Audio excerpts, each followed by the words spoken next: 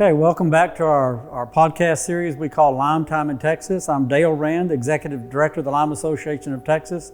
Today I'm going to talk about the 3 keys to successful lime stabilization. So this is going to be a very basic overview of the 3 main things that you need to do if you're going to get a stabilized lime layer with clay soil. So the 3 keys are applying the right amount of lime, applying that lime at the specified depth, and using the correct amount of water. So those are the 3 basic keys. Now, this is like going to your doctor and telling your doctor, hey, I want to live a long, healthy life. What do I need to do? The doctor's going to tell you need to eat right, you need to exercise, you need to get plenty of sleep. Well, this is the 3 main things. This is not the only things that you need to do, but these are the 3, probably the most critical. If you do these 3 things right, then you're pretty well guaranteed you're going to have success on a lime stabilization project. So I'll start off just showing a little bit about what our goal is. So anytime we're trying to lime stabilize the pavement or lime stabilize a clay subgrade, what we're trying to do is get the modulus value to increase the modulus of the stiffness of that layer and to have that be permanent over time. So if you look at this picture here, this was back from 1976, a pavement that was placed in Fort Worth, Texas.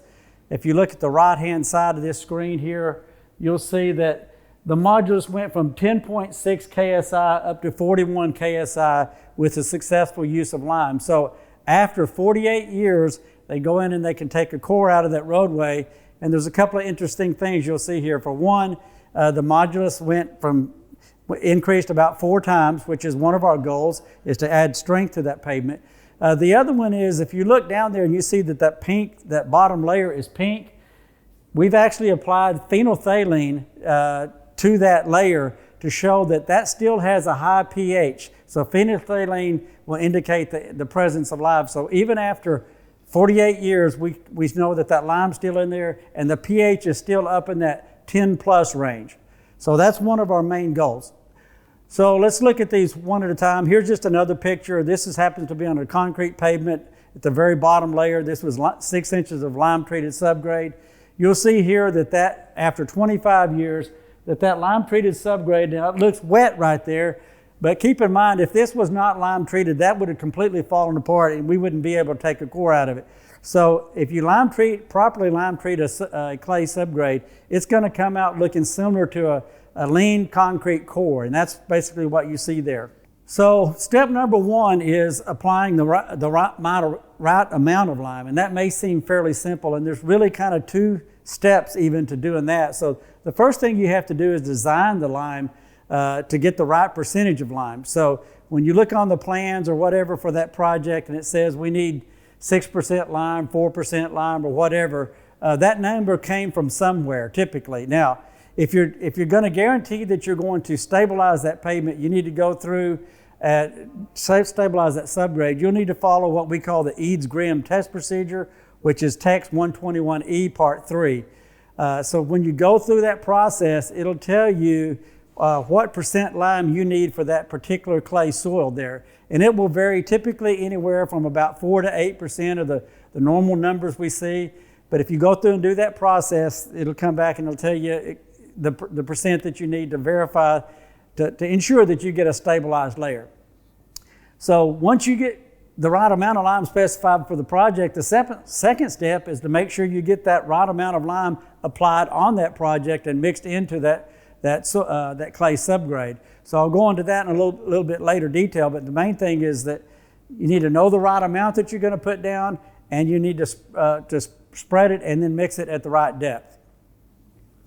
So the second step here I list is mixing to the specified depth. And so it's very important that we control the depth of that, because let's say you've got a project and it says that you need 6% lime spread over, you're going to mix it 8 inches deep. And if you go mix that 12 inches deep instead of 8 inches deep or even 10 inches deep, you've essentially diluted the amount of lime and you no longer have 6% lime in that clay subgrade. And so if that happens, you've gone from the possibility of stabilizing that clay soil to only modifying that clay soil. You'll never get that long-term strength gain, and that pH will not stay up essentially for the life of that pavement.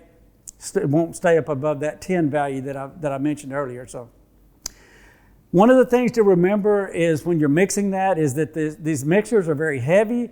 They do tend to sink somewhat during construction when you're mixing that. And so it's very important to kind of check that depth as you go, make sure that you're getting that right. So it's one of the, I say the more common problem we have in the field is not really mixing it too shallow. The tendency tends to be, if anything, to go ahead and mix it a little bit too deep. And that's a little bit more problematic than you might think. So if you're gonna mess up, I always tell people, mix it too shallow, don't mix it too deep, because we can always go back and fix it easier if you mix it too shallow. The third step seems also very basic, but you have to control the amount of water that you add. So we typically recommend about 2 to 3% above the optimum moisture content for that soil to mix that lime in with that clay soil to get that chemical reaction started and to continue that chemical reaction until the process is completed. So a lot of people will say, well, we're using lime slurry. Do we really need to add more water? I always say, always assume that you're going to need to add more water, because even with lime slurry, once the chemical process starts, it's going to consume a lot of that water, and you're typically going to need more water. The chemical process happens properly when that clay soil is hydrated, and it stops when that clay soil is not hydrated. So water will be needed at various phases throughout the project. You'll need it during the initial mixing. In fact, it's very important also that the native subgrade, that you have that close to optimum moisture to start with. You don't want to start on a very dry soil, because it's going to suck in a bunch of that water. So you want to have the native soil close to optimum, or close to saturated, then mix in the lime in there at 2 to 3% above optimum. So you're going to do that, and throughout the mellowing process, throughout the remixing process, you need to keep checking back and making sure that you've got enough moisture in that soil to keep that chemical reaction going. And even after you've got final compaction, you want to make sure that you have enough moisture in there that this continues to cure over time, and that you're not getting the pavement's not drying out. So those are the basic steps, the main three. There are other things, and I just kind of list them. We've got to do the mellowing correctly. We've got to do the remixing correctly. These are all very important, but if you get those first three right, it's much easier to ensure that you're going to get a good project.